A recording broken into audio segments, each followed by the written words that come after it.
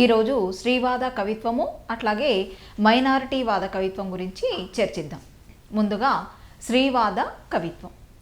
అసలు మామూలుగా 11వ శతాబ్దంలోనే తెలుగు సాహిత్యంలో స్త్రీలు తమకంటూ ఒక ప్రత్యేకమైనటువంటి స్థానాన్ని సముపార్జించుకోవడానికి ప్రయత్నాలు మొదలుపెట్టారని చెప్పాలి. అయితే 11వ శతాబ్దం నుంచి దాదాపు తెలుగు సాహిత్యం విస్తృతమవుతూ ఉంది. ఆ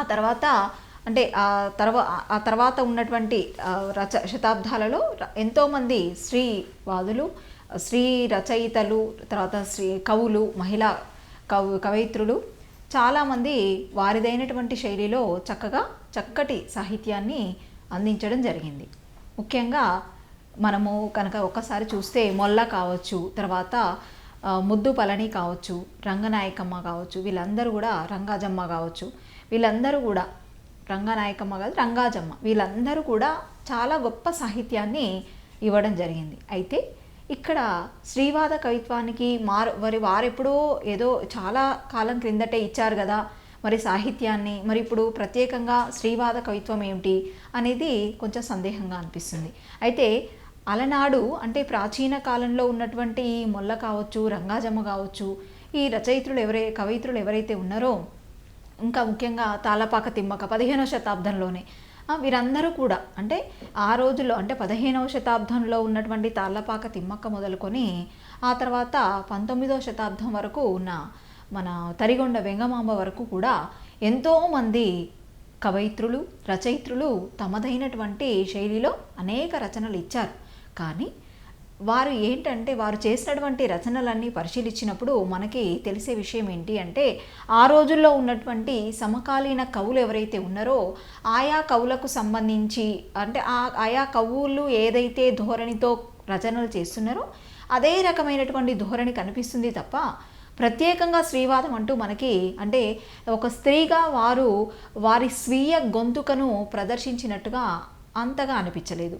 అయితే ఆ తర్వాత మాత్రం స్త్రీవాదం అనేది బాగా ఉద్యమించిందనే చెప్పాలి.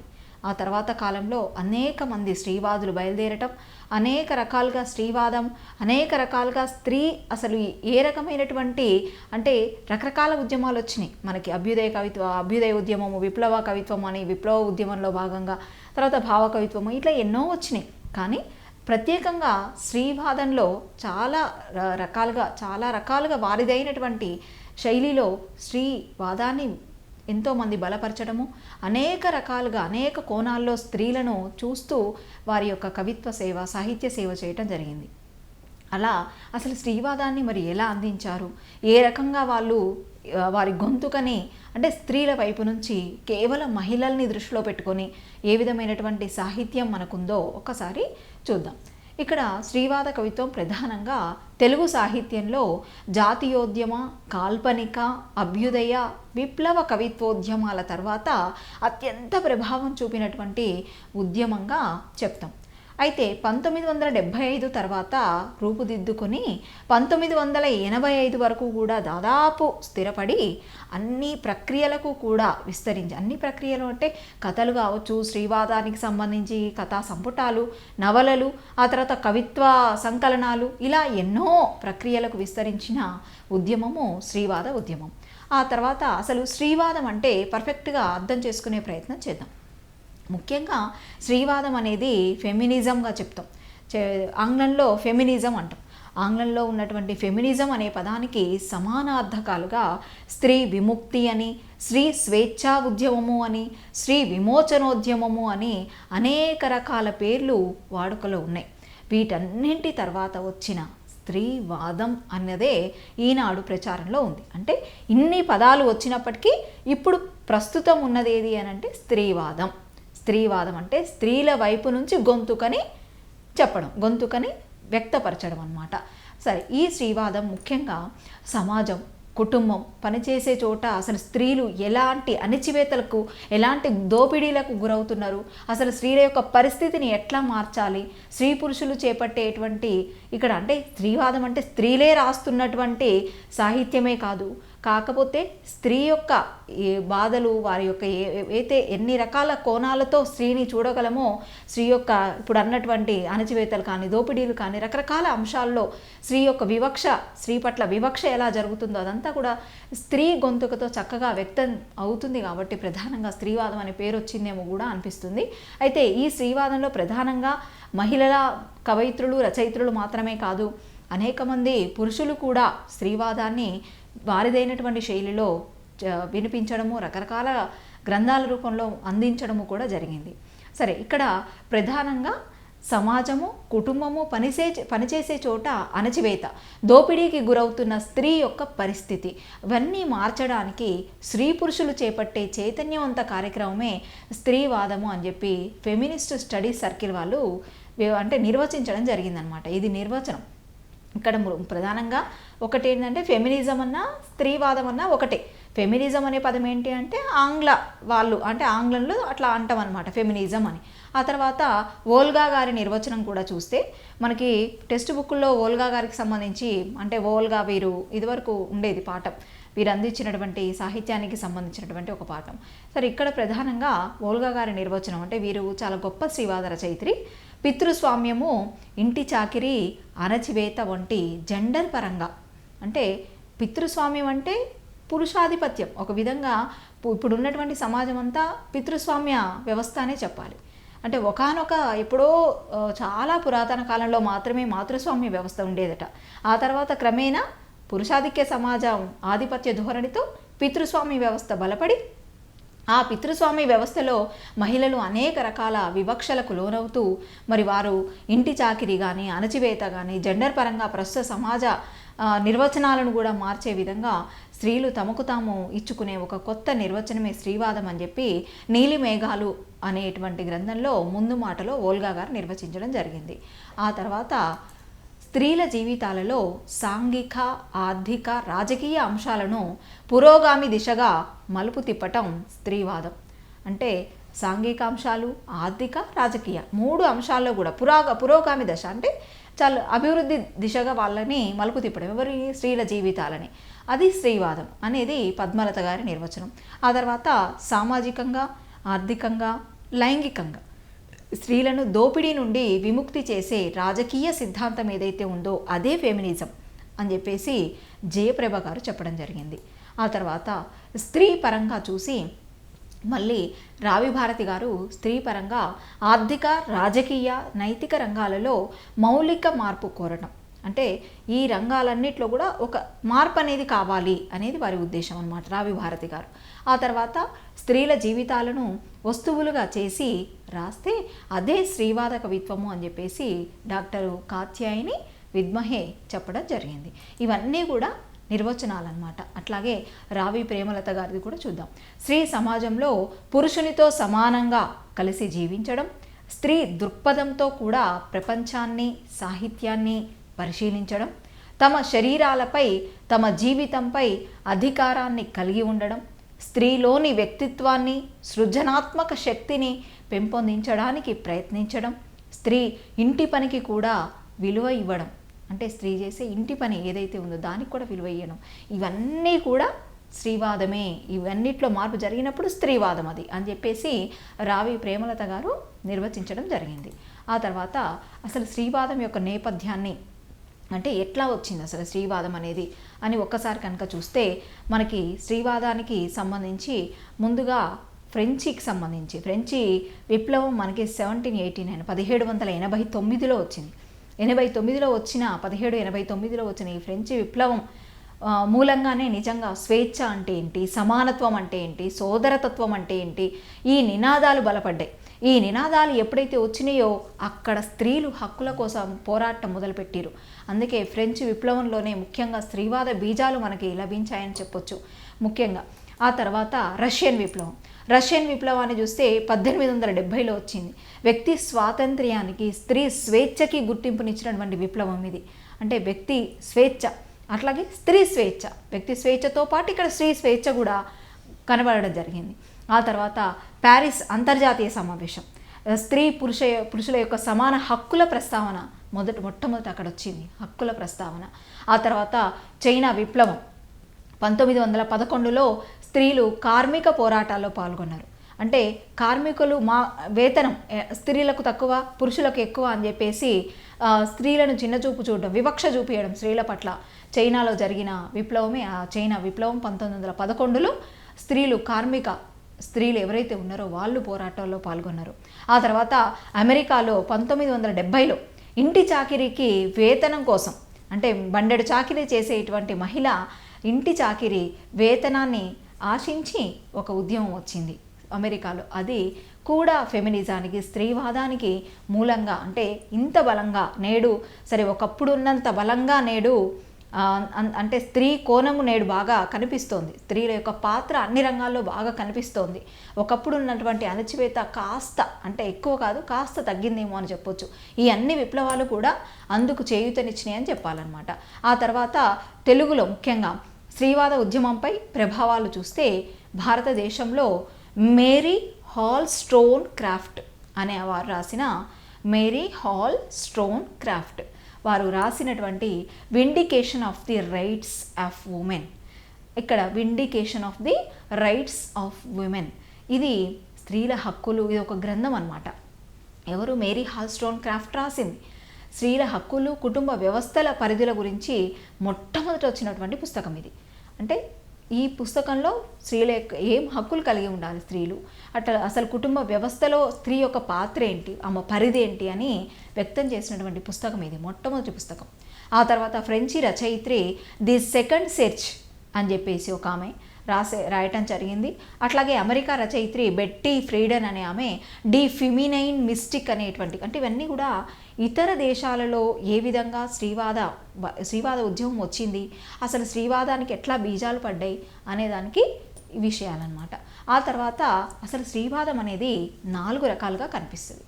ముఖ్యంగా అందులో ఈ 4 రకాల్లో ఉదారవాద స్త్రీవాదం అంటాం, దీన్ని లిబరల్ ఫెమినిజం అంటాం. లిబరల్ అంటాం అంటే ఉదారవాద స్త్రీవాదంలో ఏంటంటే వ్యవస్థలో మార్పు లేకుండా సమానత్వం సాధించడం ఎట్లాగా అని చెప్పేసి, అంటే ఇప్పుడున్న వ్యవస్థే ఉంటుంది కానీ సమానత్వం కావాలి. అంటే ఇప్పుడున్నటువంటి వ్యవస్థే పితృస్వామ్య వ్యవస్థ నడుస్తుంది, ఈ పితృస్వామ్య వ్యవస్థే కానీ దీంట్లో ఏం మార్పు అవసరం లేదేమో కానీ సమానత్వం కావాలి, అంటే పురుషుడు ఎలాగో స్త్రీ కూడా అలాగే అని చెప్పేసి చెప్పేటువంటి వాదం ఉదారవాద స్త్రీవాదం, లిబరల్ ఫెమినిజం అంటాం దీన్ని. ఆ తర్వాత రాడికల్ స్త్రీవాదం. రాడికల్ స్త్రీవాదంలో ప్రధానంగా ఏంటంటే వ్యవస్థలో మార్పు రావాలి, సమానత్వాన్ని సాధించాలి అని చెప్పేసేది అనమాట. అంటే ఖచ్చితంగా ఈ వ్యవస్థ ఇప్పుడు ఎలా ఉందో అలా ఉండకూడదు, ఇది అసలు వ్యవస్థే మారాలి, ఇట్లా కాదు, వ్యవస్థ ఇలా ఉంటే మార్పు సాధ్యం కాదు, సమానత్వం సాధ్యం కాదు అనేటువంటి వాదమే రాడికల్ స్త్రీవాదం. ఆ తర్వాత మార్క్సిస్ట్ స్త్రీవాదం. ఈ మార్క్సిస్ట్ స్త్రీవాదం ఏంటంటే సమాజాన్ని కోరుకుంటుంది.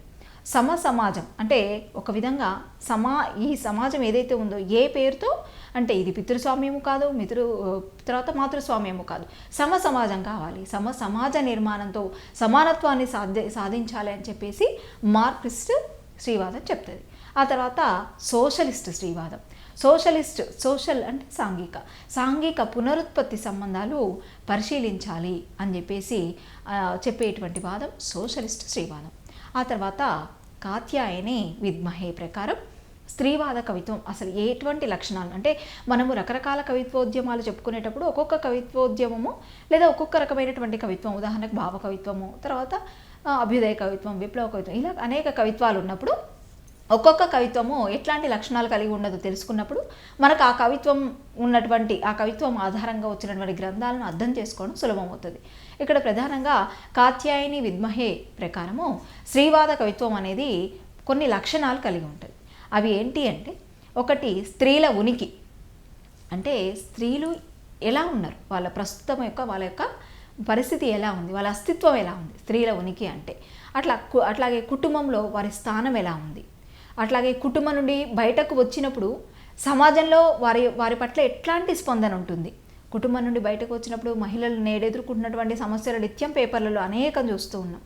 అట్లాగే కుటుంబంలో స్థానం కూడా కొంతమంది మహిళలకు సముచితమైన స్థానం లభిస్తుందేమో కానీ ఎంతోమంది స్త్రీలు ఏ రకమైనటువంటి స్థానంలో ఉన్నారో పరిశీలించవచ్చు. అయితే ఇక్కడ అలా అంటే కుటుంబంలో స్త్రీల యొక్క స్థానం కానివ్వండి, అట్లాగే కుటుంబం నుండి బయటకు వచ్చినప్పుడు ఎన్నో రకాల వివక్షలు, ఎన్నో రకాల అణచివేతలు, ఎన్నో రకాల దోపిడీలు, ఎన్నో రకాల చీత్కారాలు, అవన్నిటిని సమాజం నుంచి అంటే అవన్నీ సమాజం నుంచి ఎలా వస్తున్నాయి అని చెప్పేసి, ఆ తర్వాత సామాజిక సమూహాలు, సామాజిక పరిణామాలను తమదైనటువంటి పద్ధతిలో వీక్షించడం. అంటే సామాజిక సమూహాలు అంటే మనుషుల్లో ఎటువంటి రకాల సమూహాలు ఏర్పడుతున్నారు, మనుషులు ఏ విధంగా మారుతున్నారు, ఏ విధంగా ఉంటున్నారు, అసలు సమాజంలో ఎటువంటి మార్పులు వస్తున్నాయి, ఇవన్నిటినీ కూడా తమ పద్ధతిలో వీక్షించడము. ఇవన్నీ కూడా కాత్యాయని విద్మహే చెప్పినటువంటి లక్షణాలు. ఇంకొన్ని లక్షణాలు కూడా ఉన్నాయి, ముఖ్యంగా అవన్నీ కూడా ఒకసారి చూద్దాం. తర్వాత తొలి స్త్రీవాద రచయిత్రి అంటే ముప్పాళ్ళ రంగనాయకమ్మ గారిని చెప్పాలి. తొలి స్త్రీవాద రచయిత్రి ముప్పాళ్ళ రంగనాయకమ్మ. వీరి ప్రసిద్ధ నవల జానకి విముక్తి అన్నమాట. ముప్పాళ్ళ రంగనాయకమ్మ తొలి స్త్రీవాద రచయిత్రి ఆమె, ముప్పాళ్ళ రంగనాయకమ్మ. వీరు జానకి విముక్తి అనేటువంటి నవలని మనకు 1978లో అందించడం జరిగింది. ఆ తర్వాత తెలంగాణ నుండి బండారు అచ్చమాంబ మొట్టమొదటి కథను అందించిన మహిళ కూడా వీరే. తెలంగాణ నుండి బండారు అచ్చమాంబ. వీరు అబలా సచ్చరిత్ర రత్నమాల అని చెప్పి 1905లో అసలు స్త్రీల పాతివ్రత్యం అంటే ఏంటి, పురుషాధిపత్యాలతో స్త్రీ యొక్క బాధలు ఎట్లా ఉన్నాయి అని చెప్పేసి వారు ఆ అబల సచ్చరిత్ర రత్నమాల అనేటువంటి గ్రంథంలో వివరించడం జరిగింది.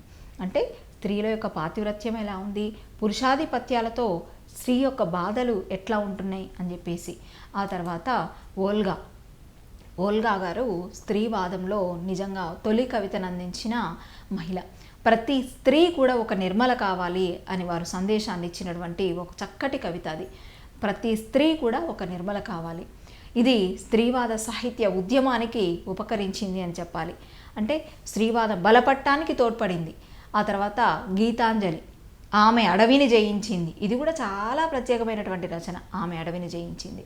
ఆ తర్వాత నిజామాబాద్ యాసలో ఉంటుందన్నమాట, ఏది ఈ ఆమె అడవిని జయించింది అనేది.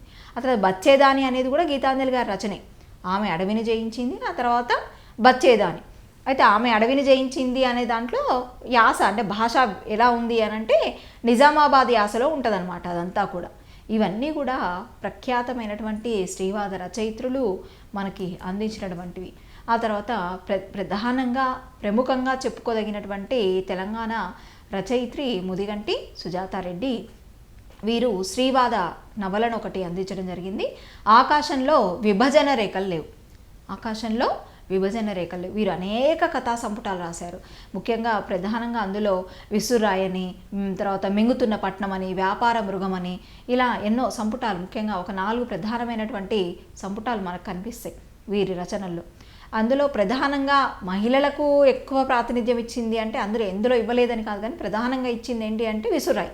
చాలా చక్కగా అంటే మహిళా జీవితం ఎలా ఉందో మనకు ఒక విసురాయి కథా సంపుటం చదివితే తెలుస్తుంది అనమాట.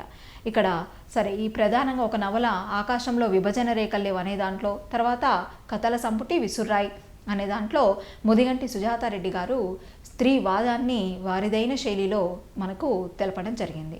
అయితే విసురాయిలో ఒక్క కథ చాలా ముఖ్యమైనటువంటి ఫేమస్ కథ సక్కుబాయి అని చెప్పేసి.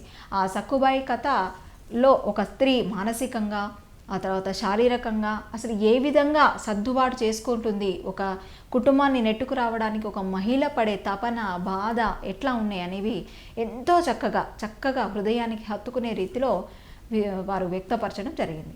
అట్లాగే సరే వీరి రచనలు ముఖ్యంగా స్త్రీవాదానికి సంబంధించి ముదిగంటి సుజాతారెడ్డి గారివి నవల ఒకటి గుర్తుపెట్టుకోండి, తర్వాత కథల సంపుటి విసురాయి గుర్తుపెట్టుకోండి.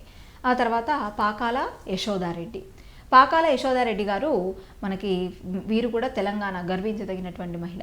వీరు ఎచ్చమ్మ కథలు, తర్వాత మా ఊరి ముచ్చట్లు అని చెప్పేసి ప్రసిద్ధమైనటువంటి కథా సంపుటాలను మనకు అందించడం జరిగింది. యశోదారెడ్డి గారు ఎచ్చమ్మ కథలు ఒకటి, మా ఊరి ముచ్చట్లు అంటే వారి యొక్క స్త్రీవాదాన్ని వినిపించినటువంటి రచనలు చాలా ఉన్నాయి వీరి రచనలన్నీ కూడా. కానీ ప్రధానంగా మనకి ఇప్పుడు ప్రస్తుతానికి స్త్రీవాద ఉద్యమం గురించి, స్త్రీవాద కవిత్వోద్యమం గురించి చెప్తున్నాం కాబట్టి ఈ సంపుటాలు ప్రధానం. ఆ తర్వాత స్త్రీవాదంలో వచ్చిన ముఖ్యమైనటువంటి ముఖ్యమైన కవితా సంకలనం అస్మిత సంపాదకత్వంలో వచ్చింది, అది స్త్రీవాదంలో వచ్చినటువంటి ముఖ్యమైన కవితా సంకలనం అస్మితా సంపాదకత్వంలో వచ్చినటువంటి నీలి మేఘాలు.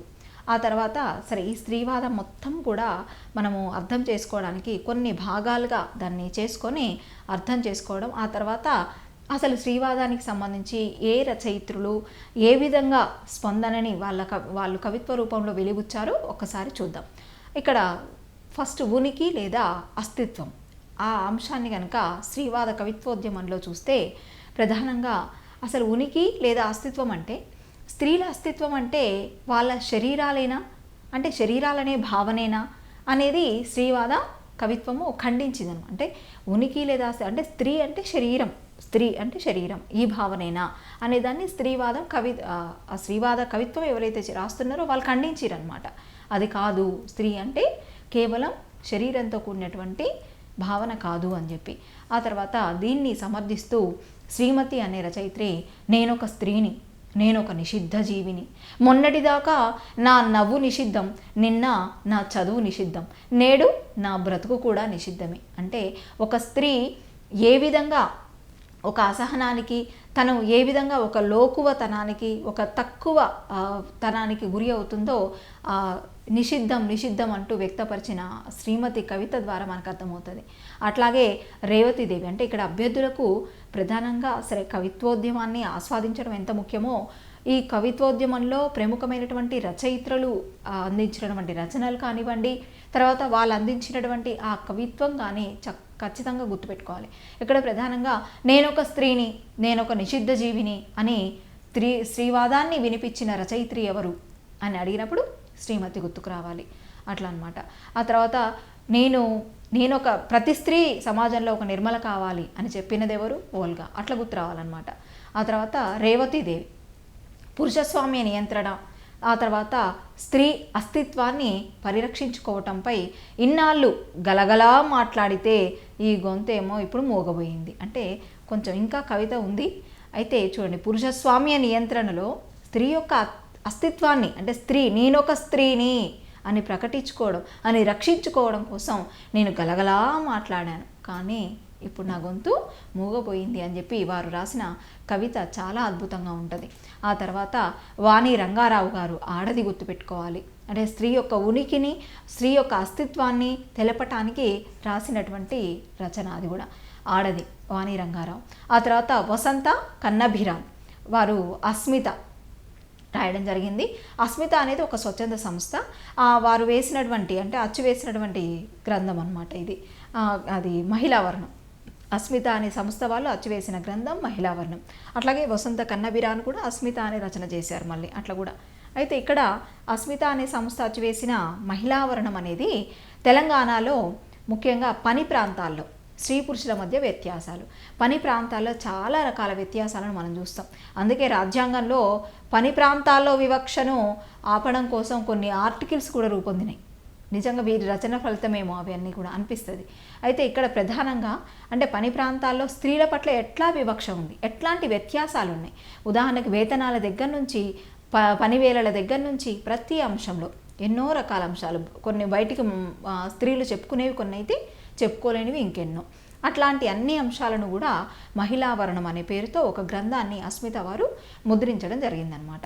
ఆ తర్వాత ఇంకొక కోణంతో చూస్తే స్త్రీవాద ఉద్యమాన్ని మాతృత్వము స్త్రీకి చాలా గొప్ప వరం అని చెప్తాం.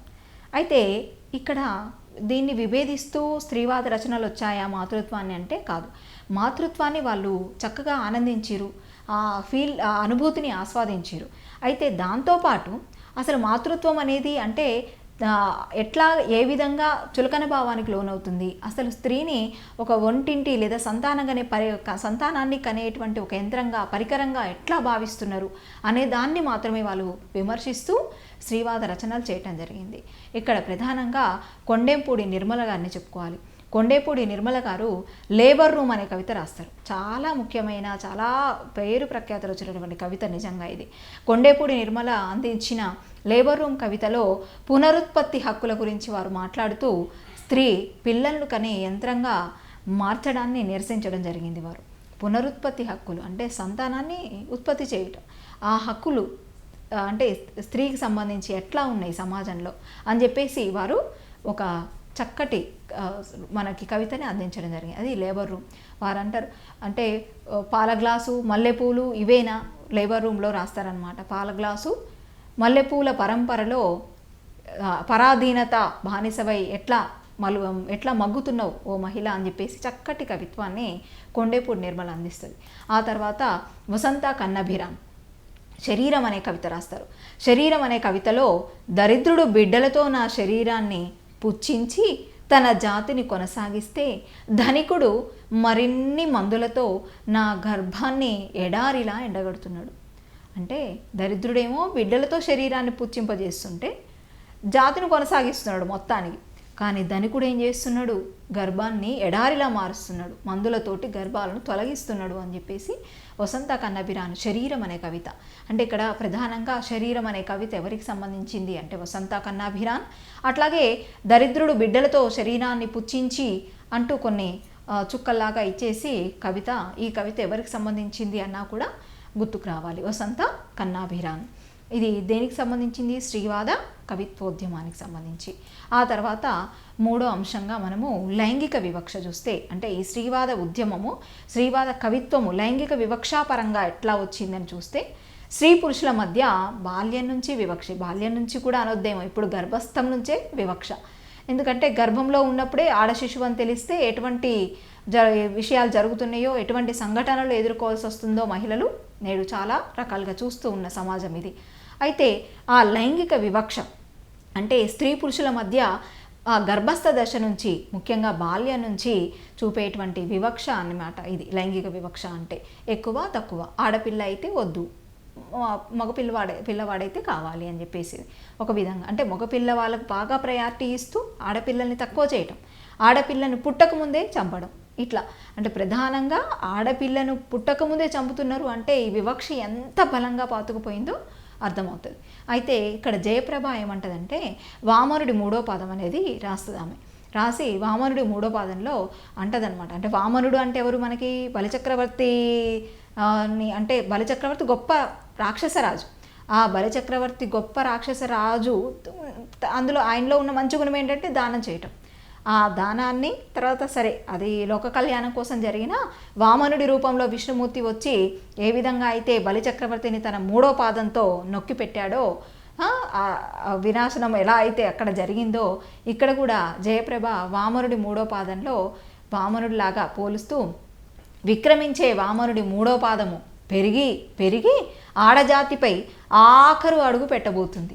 అది అక్కడ మాత్రమే జరుగుతున్నది కాదు, విశ్వవ్యాప్తంగా గర్భంలో పెరిగే శిశు దశ నుంచి కూడా ఆడతనంపై అత్యాచారం జరుగుతుంది అని చెప్పి వారు జయప్రభ గారు వామనుడి మూడో పాదంలో, అంటే వామనుడి పాదం ఎట్లా అయితే మూడో పాదం ఎట్లా అయితే భూమి మీద పెట్టి బలిచక్రవర్తిని కూడా నొక్కి పెట్టేస్తాడో ఇక్కడ కూడా ఆడవాళ్ళపైన అట్లాంటి పాదం పెట్టి వారిని అణచివేస్తున్నారు అని చెప్పేసి వారి ఆవేదనను తెలపడం జరిగిందనమాట.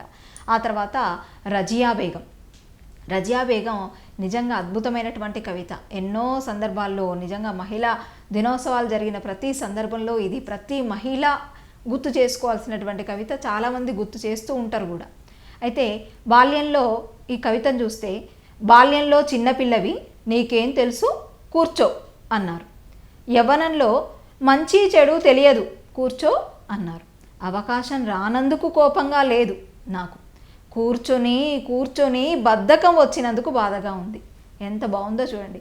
అంటే బాల్యంలో కూర్చో అంటారు, యవ్వనంలో నీకేం తెలియదు కూర్చో అంటారు, అవకాశాలు ఇవ్వరు, అవకాశం రానందుకే కోపంగా ఉంది, నన్ను కూర్చోమన్నందుకు కాదు, అవి కాకపోతే కూర్చొని నాకు మాత్రం బద్ధకం వచ్చింది అని చెప్పేసి ఆవిడ తన ఆవేదనని ఎంత బాగా నిజంగా ప్రత్యక్షంగా మనందరికీ కళ్ళకు కట్టినట్టుగా ఆ కవిత్వం రూపంలో చూపించడం జరిగింది. అంటే ఈ కవిత ఎవరికి సంబంధించింది అంటే రజియా బేగం. అంటే మనకి అనేక కవిత్వోద్యమాలు వచ్చినాయి, ఒక్కొక్క సందర్భంలో ఒక్కో రకమైనటువంటి, సరే ఈ ఫెమినిజం ఫలితంగా వచ్చినటువంటి స్త్రీవాదం బలపడమే నిజంగా నేడు స్త్రీల అభ్యున్నతికి కొంత కారణం అని చెప్పొచ్చు.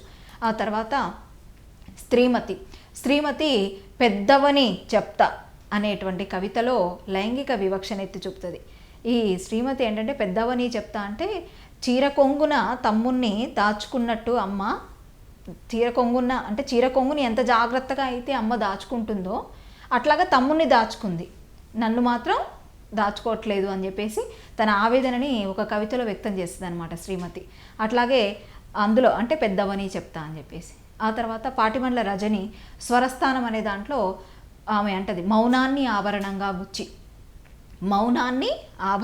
గుచ్చి అంగీకారంగా ముద్రించి పెళ్లి చూపుల పేరుతో పేరు చెప్పించి పెళ్ళయ్యాక సమాధానాన్ని తలుపు చాటునే దాచి ఉంచి అని చెప్పి పాటిబండ్ల రజని స్వరస్థానం అనే కవితలో చెప్తుంది. అంటే మౌనం మనం అంటే ఆడవాళ్ళు మౌనంగా ఉంటే అది అంగీకారమే అని చెప్పేసి, ఆడవాళ్ళు గొడవ చేయొద్దు, ఆడవాళ్ళు బయటికి మాట్లాడకూడదు, అట్లా బయటికి ఆడవాళ్ళు మాట్లాడితే ఏదైనా ఎదురు మాట్లాడినా లేకపోతే వాళ్ళ అభిప్రాయాలను ప్రకటించినా అది పాపం అని చెప్పేసి ఉన్నటువంటి సమాజంలో ఆ సమాజాన్ని చిత్రిస్తూ వారు పాటిబండ్ల రజనీ గారు అంటారనమాట, మౌనము ఆభరణం ఆడవాళ్లకు, అదే అంగీకారం అని చెప్పేసి ముద్రించి పెళ్లి చూపుల పేరుతో పేరు మాత్రం చెప్పిస్తారు పెళ్లి చూపుల్లో. అంటే మేము ఈమెకు కూడా ప్రాధాన్యత ఇచ్చినాం, మహిళకు కూడా ప్రాధాన్యత ఇచ్చినాము అని చెప్పడానికి పెళ్లి చూపుల్లో పేరు చెప్పియడము, ఆ తర్వాత పెళ్లి తర్వాత వారి యొక్క సమాధానాన్ని తలుపు చాటునే ఉంచడం అని చక్కగా అద్భుతమైనటువంటి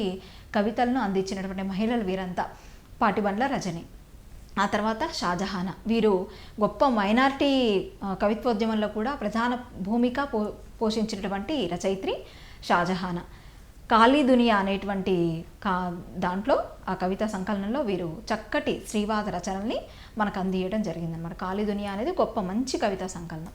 ఆ తర్వాత శరీర స్పృహ అంటే 4వ అంశం. అంటే స్త్రీవాదాన్ని రకరకాల కోణాలతో చూస్తున్నాం ఇప్పుడు, మాతృత్వ దృష్ట్యా, ఉనికి అస్తిత్వం దృష్ట్యా, ఈ లైంగిక వివక్ష దృష్ట్యా, అట్లాగే శరీర స్పృహని బట్టి.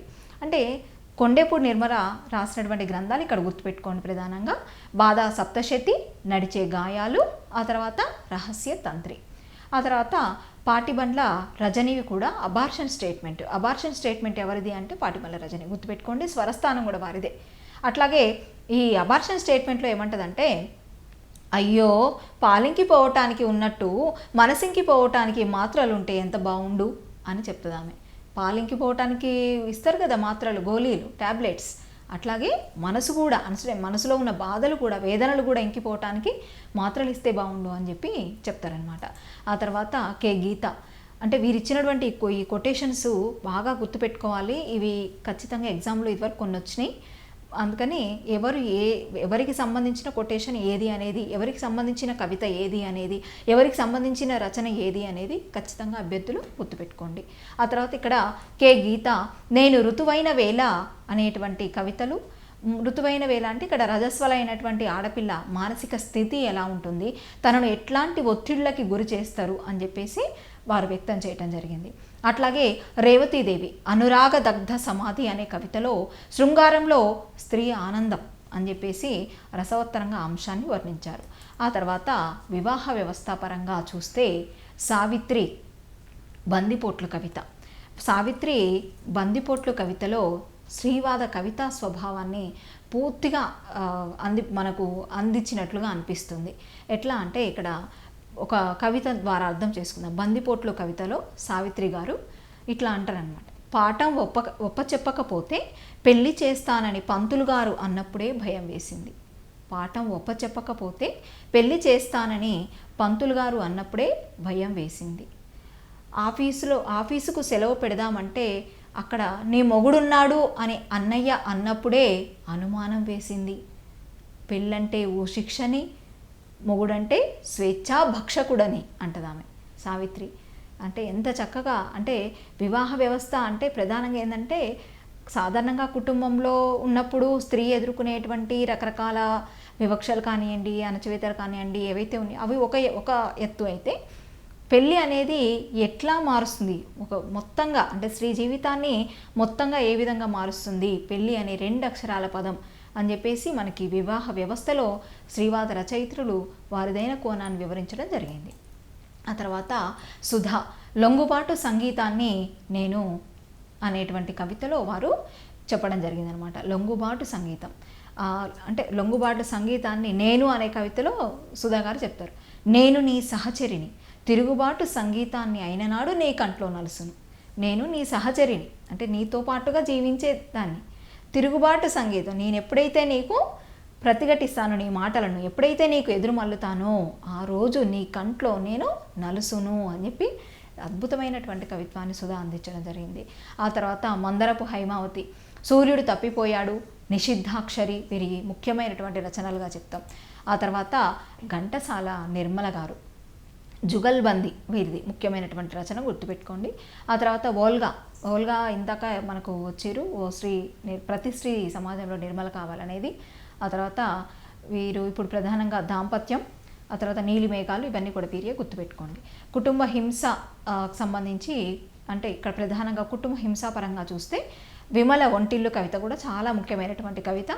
ఇది అంటే ఒంటింటి సామ్రాజ్యానికి మా అమ్మే మహారాణి, కానీ వంటగిన్నెలన్నింటిపైన మా నాన్న పేరే అని చెప్పి విమల రాసినటువంటి ఒంటిల్లు కవిత నిజంగా ఆ ఒంటిల్లు అంటే మహిళ ఒంటింటి కుందేలు అని చెప్పేసి అనడానికి కూడా ఆ విషయంలో కూడా ఒక రకమైన వివక్ష ఎలా కనిపిస్తుందో నిజంగా చక్కగా వివరించింది, అది గుర్తుపెట్టుకోండి. ఆ తర్వాత ఒంటిల్లు కవిత ఎవరికి సంబంధించింది అంటే విమల.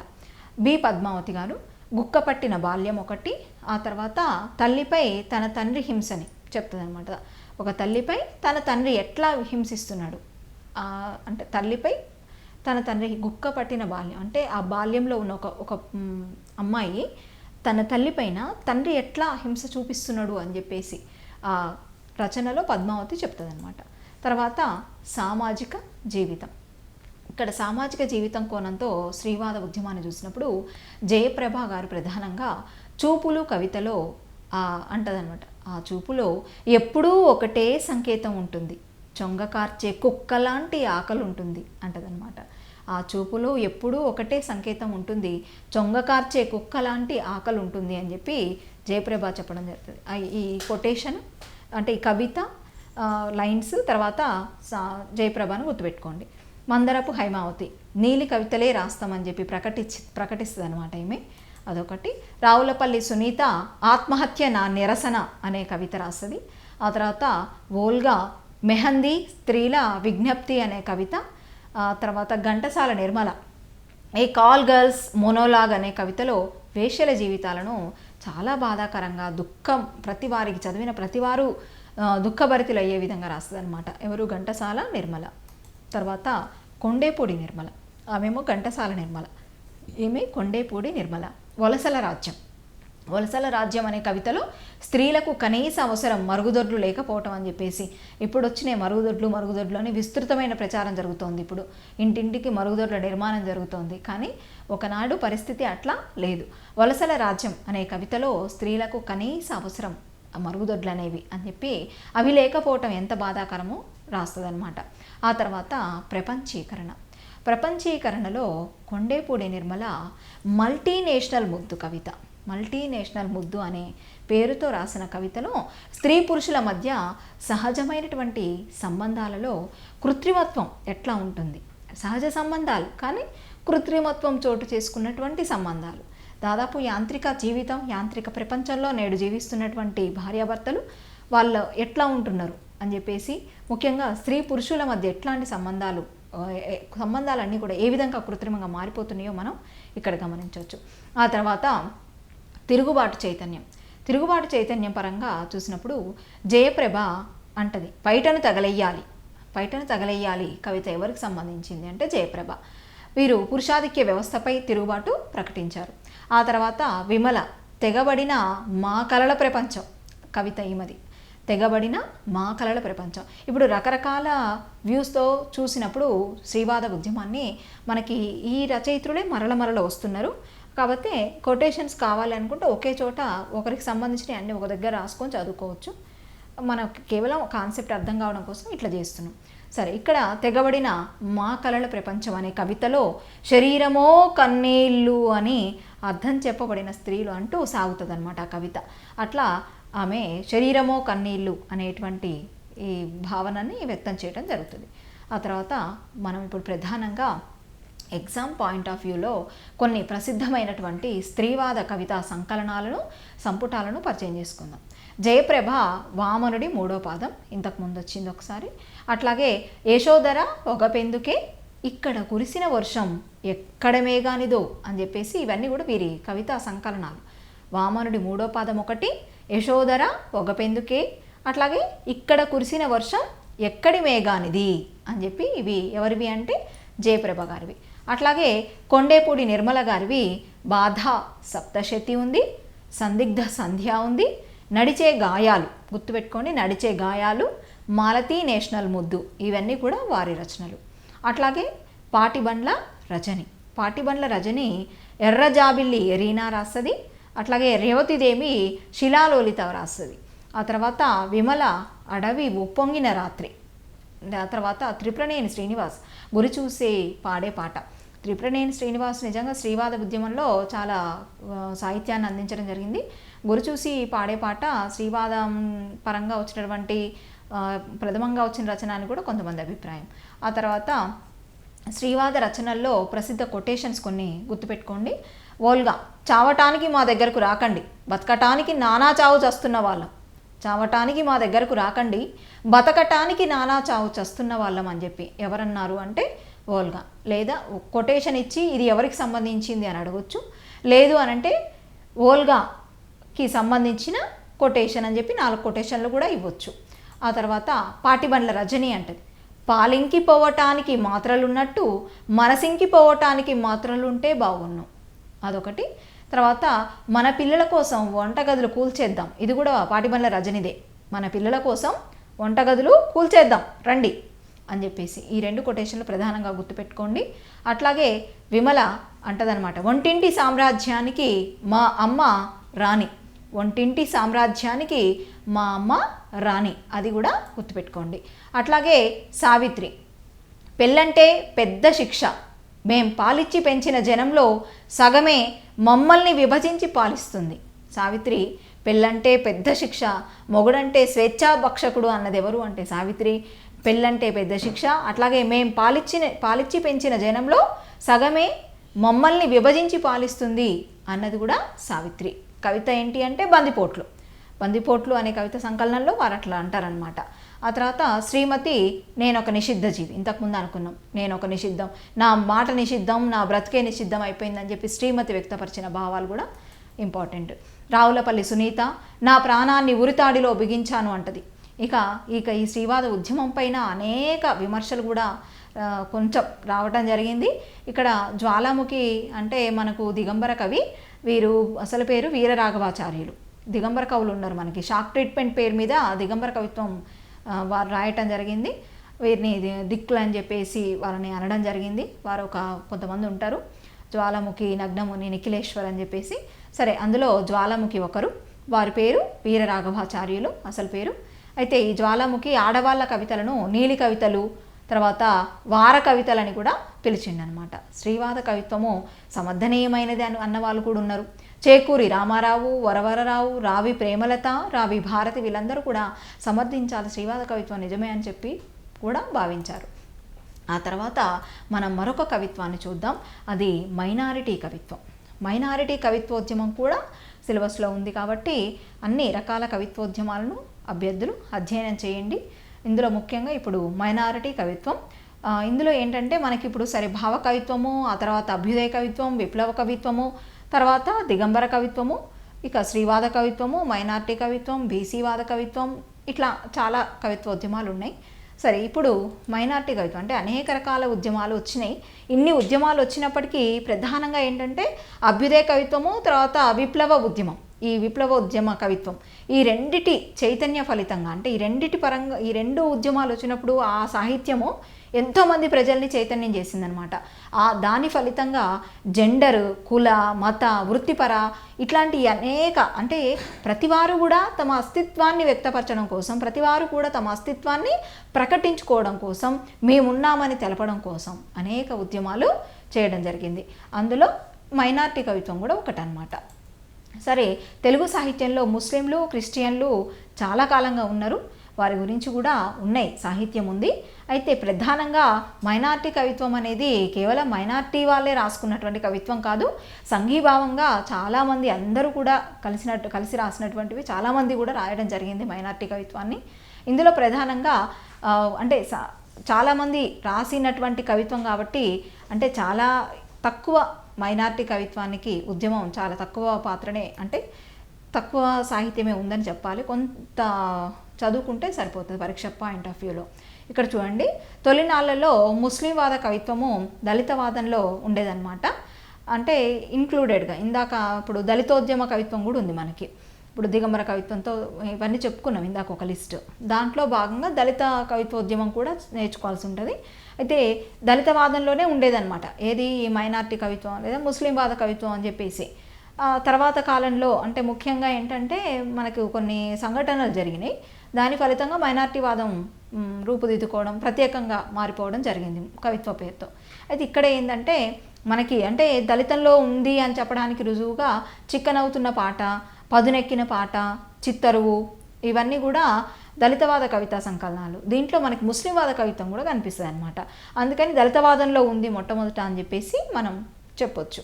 ఆ తర్వాత తెలుగు సాహిత్య చరిత్రలో మైనారిటీ స్వరం వినిపించిన తొలి కవిత పుట్టుమచ్చ.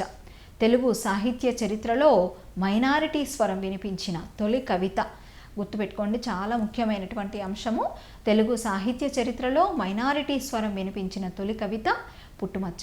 1991 ఫిబ్రవరిలో రావటం జరిగింది. అది ఎవరు రాశారంటే ఖాదర్ మొహియుద్దీన్ రాశారు పుట్టుమచ్చ. ఆ తర్వాత మైనారిటీ కవిత్వము అస్తిత్వ ధోరణికి మారటానికి కారణాలు, అంటే ఎందుకు అది అస్తిత్వవాదానికి మారింది అంటే యాక్చువల్గా మనకు ముఖ్యంగా హైదరాబాద్లో హిందూ ముస్లింలు దాదాపు సమాన స్థాయిలో కనిపిస్తూ ఉంటారు. ఎక్కడా కూడా మనకి వేరే భేదభావాలు కనిపించవు. అంటే సాధారణంగా ఉన్న అందరూ కూడా కలిసిమెలిసి ఉండడము జరుగుతుంది. కానీ సరే ఏదో శక్తుల ప్రభావం చేత ఏవో కొన్ని అపశృతులు అక్కడక్కడ జరిగినట్టు తెలుస్తుంది. ఇక్కడ ముఖ్యంగా సరే మైనారిటీ కవిత్వం అస్తిత్వ ధోరణికి ఎందుకు మారింది అనడానికి కారణాలను విశ్లేషిస్తే 1992 డిసెంబర్ 6న బాబ్రీ మసీద్ విధ్వంసం జరిగింది. అదొక సంఘటన. అట్లాగే గుజరాత్ మారణకాండ ఒకటి. తర్వాత ఆఫ్ఘనిస్తాన్లో కూడా యుద్ధం రావటం, ఇవన్నీ కూడా మైనారిటీ కవిత్వం. అంటే మేము మైనారిటీలం అయినా కూడా మేము సమాజంలో మనుషులం, మేమంటూ ఉన్నాము, మా ఉనికి మీరు గమనించట్లేదు అని చెప్పేసి వారు సాహిత్యాన్ని వెలిబుచ్చడం, కవిత్వ రూపంలో వెలిబుచ్చడం జరిగిందనమాట. అయితే ముఖ్యంగా ఓన్లీ అంటే వారి ఉనికి చెప్పుకోవడమే కాదు, మైనారిటీలో ఉన్నటువంటి కొంతమంది మహిళలు కూడా ప్రధానంగా వారు ఏ విధంగా ఇబ్బందులు పడుతున్నారో దాని పరంగా కూడా మనకు మైనారిటీ కవిత్వం వస్తుంది ఇక్కడ ప్రధానంగా. అందుకే మైనారిటీ కవిత్వాన్ని 3 రకాలుగా చేస్తారనమాట. ఒకటేమో వివక్ష, అంటే ఇక్కడ అణచివేతపై నిరసన. అట్లాగే మత పెద్దలు మళ్ళీ మైనారిటీ నాయకుల అవకాశవాద ధోరణిపై వ్యతిరేకత అనమాట. అంటే మత పెద్దలు ఎవరైతే ఉంటారో, అట్లాగే ఈ మైనారిటీ సంఘాలు పెట్టేసి నాయకులు ఉంటారు కదా, వాళ్ళు కూడా ఏం చేస్తారంటే ఎటు అవకాశం ఉంటే అటు, అంటే వాళ్ళ స్వలబ్ధి చూసుకోవడం కోసం ప్రవర్తించేటువంటి కొంతమంది నాయకులు వాళ్ళ అవకాశ ధోరణి ఎలా ఉందో దానిపైన తిరుగుబాటు చేస్తూ వచ్చినటువంటి వ్యతిరేకత ఆభావాలతో ఉన్నటువంటి, అంటే ఆభావాలతో వచ్చిన కవిత్వం ఒకటి. అట్లాగే ఇస్లాంలో మహిళలను అవమానపరిచే ధోరణిపై, అంటే ఇస్లాం మతంలో కొంచెం మహిళల్ని ఎక్కడైతే అవమానపరిచేటువంటి, తిరస్కరించేటువంటి కొన్ని ఏవైతే మార్పులు రావాల్సిన అంశాలు ఉన్నాయో అట్లాంటి ఆశించి వచ్చినటువంటి కవిత్వము. ఇలా అంటే వివక్ష, ఈ మత పెద్దలు మైనారిటీ నాయకుల అవకాశవాద ధోరణిపై ఉన్న వ్యతిరేకత, అట్లాగే ఇస్లాంలో మహిళలను అవమానపరిచే ధోరణిపై తిరస్కరణ, సంస్కరణలు ఆశించటము, ఇట్లాంటివన్నీ కూడా మైనారిటీ కవిత్వం ప్రధానంగా 3 రకాలుగా కనిపిస్తుంది అని చెప్పడానికి నిదర్శనాలు. ఆ తర్వాత తొలి మైనారిటీ కథా సంకలనం. తొలి మైనారిటీ కథా సంకలనం అంటే ఇందాకనేమో పుట్టుమచ్చ అన్నాం కవితా సంకలనం, ఇక్కడ కథా సంకలనం. తొలి మైనారిటీ కథా సంకలనం వతన్ అన్నమాట దాని పేరు. తొలి మైనారిటీ కథా సంకలనం వతన్, స్కై బాబా సంపాదకత్వంలో వచ్చింది అది, స్కై బాబా. ఆ తర్వాత తొలి మైనారిటీవాద నవల. తొలి మైనారిటీవాద నవల, ఇవి ముఖ్యమైనటువంటి. తొలి కవితా సంకలనం ఏంటి, తొలి కథా సంకలనం ఏంటి, తర్వాత నవల ఏమిటి, ఇవి ఒకసారి చూసుకోండి. మైనారిటీవాద నవల ఫస్ట్ది వెండి మేఘం, ఎవరు రాశారు అంటే సలీం. ఆ తర్వాత మైనారిటీవాద సాహిత్యంలో తొలి మైనారిటీ కవితా సంకలనం. మైనారిటీవాద సాహిత్యంలో తొలి మైనారిటీ, గమనించాలి పదజాలాన్ని, మైనారిటీవాద సాహిత్యంలో తొలి మైనారిటీ కవిత సంకలనం ఏంటి అంటే జల్జల అంటారు. అయితే ఈ జల్జల కవితా సంపుటి 1992లో వచ్చింది.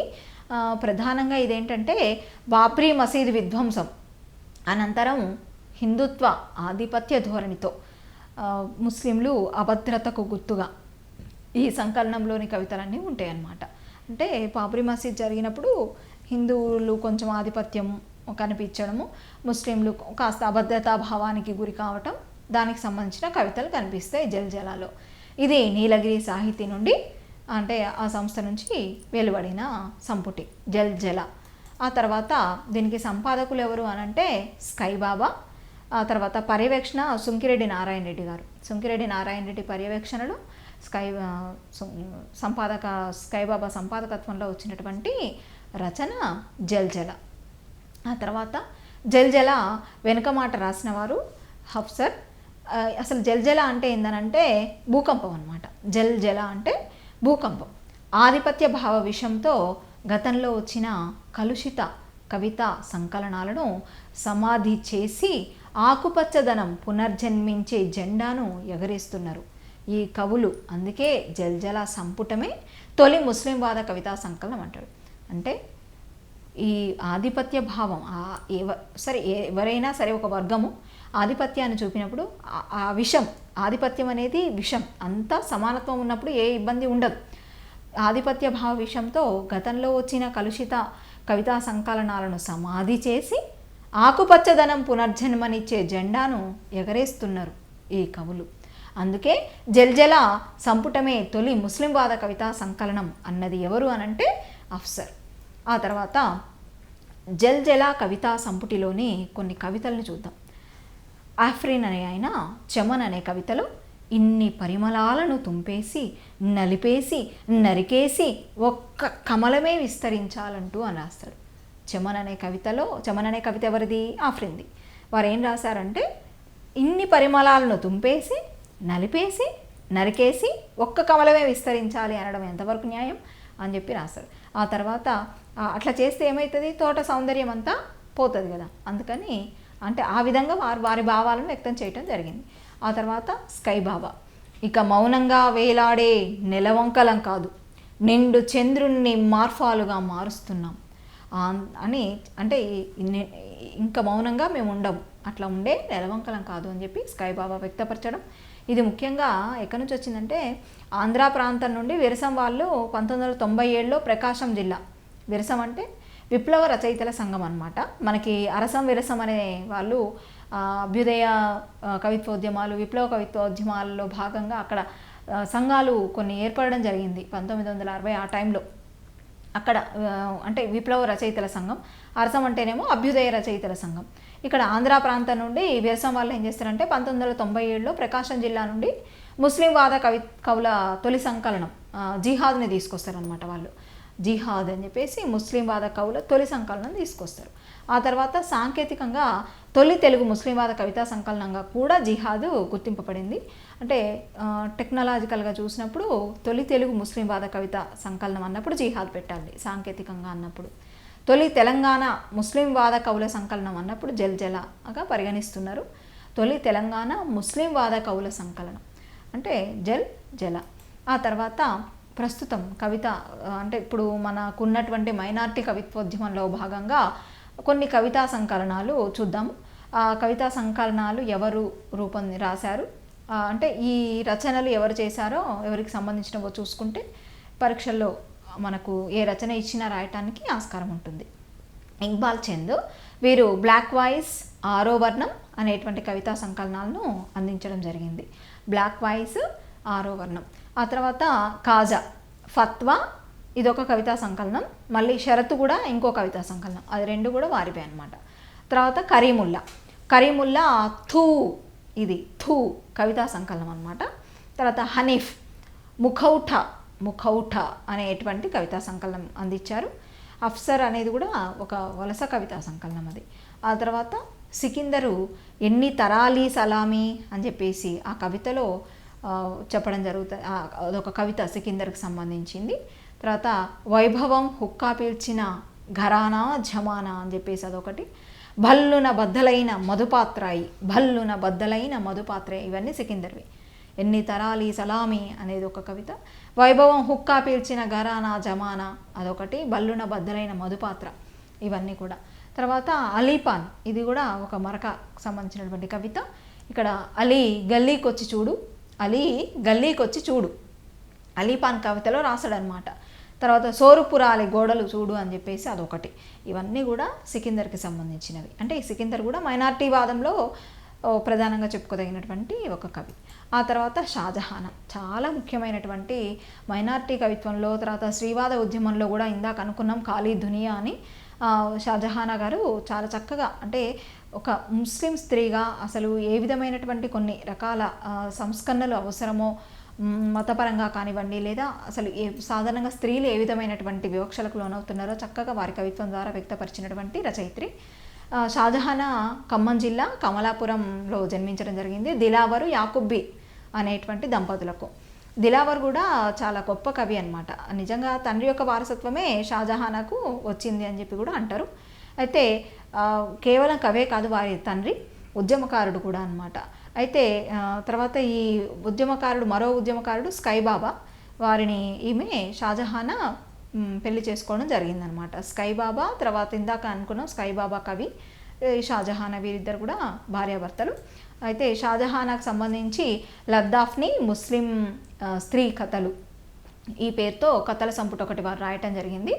వీరి కవితలు చాలా భావస్ఫోరకంగా, అంటే చక్కటి భావాలను వ్యక్తం చేస్తాయి, ఇంకా సరళంగా ఉంటాయి, ప్రతివారు అర్థం చేసుకునే విధంగా ఉంటాయి. ఆ తర్వాత అంటే భాష కొంచెం ముస్లిం కాబట్టి పాఠకులందరికీ అవగతం అయ్యేలా ఉంటుందా అంటే చాలా చక్కగా ఉంటుంది, శిల్పశోభితంగా ఉంటుంది. అంతేకాదు అభివ్యక్తి నవ్యత, అంటే కొత్తదనం కనిపిస్తుంది. రకరకాల భావాలు చాలా సున్నితంగా చెప్పడమే కాకుండా చాలా సరళంగా కూడా వ్యక్తపరిచినటువంటి రచయిత్రి అన్నమాట షాజహానా. అంతేకాదు షాజహానా స్కైబాబాల కవితా సంకలనాలు కూడా కొన్ని చూద్దాం.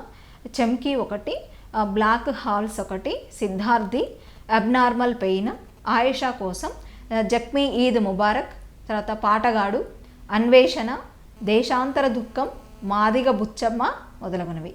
అట్లాగే షాజహానాకు సంబంధించి కొన్ని రచనలు చూస్తే పూలు విసిరిన కత్తులు విసిరిన అదొకటి, అక్షరం మొక్కబోదు, మరో కవితలోనేమో ఈ పరదా పంజరాన్ని నిలువునా చీలుస్తున్నా నన్ను కాఫీర్ వన్నా బాధలేదు, కౌగిలించుకున్న ఈ చేతులే కాళ్ళు పట్టుకున్న ఈ చేతులే పిడికిలు బిగిస్తున్నాయి అని చెప్పేసి చక్కగా అద్భుతంగా కవిత్వం రాసినటువంటి గొప్ప రచయిత్రి, మైనార్టీ కవిత్వోద్యమంలో ముఖ్య భూమికను పోషించినటువంటి రచయిత్రి. తర్వాత వీరి రచనలు కొన్ని నఖాబ్ ఒకటి, జఖ్మీ ఆవాజ్ ఒకటి, వర్ధీ ఒకటి, కాసే కిజా ఒకటి, ఖాళీ దునియా, ఇవన్నీ కూడా షాజహాన్ యొక్క రచనలు అన్నమాట.